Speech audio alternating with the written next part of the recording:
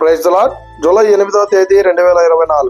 ఈ రోజు దేవుడు బలపరచు వాక్యము, అపవాది తనకు సమయము కొంచెమే అని తెలుసుకొని బహుక్రోధము గలవాడై మీ యొద్దకు దిగి వచ్చి ఉన్నాడని చెప్పెను. ప్రకటన 12వ అధ్యాయం 12వ వచనము.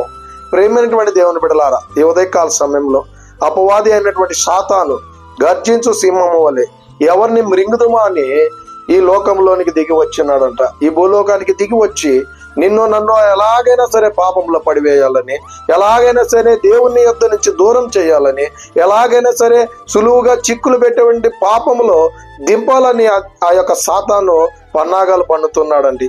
కనుక అది మనం గ్రహించుకొని ఇకనైనా ఆ యేసుక్రీస్తు ప్రభుల వారి మీద నమ్మకము కలిగి, విశ్వాసము కలిగి, భయభక్తులు కలిగి మనం జీవించేటువంటి వారంగా ఉండాలని కోరుకుంటూ ఈ దిన వాక్యం ద్వారా దేవుడు మనలందరినీ బలపరిచి దీవించును గాక. ఆమెన్. God bless you.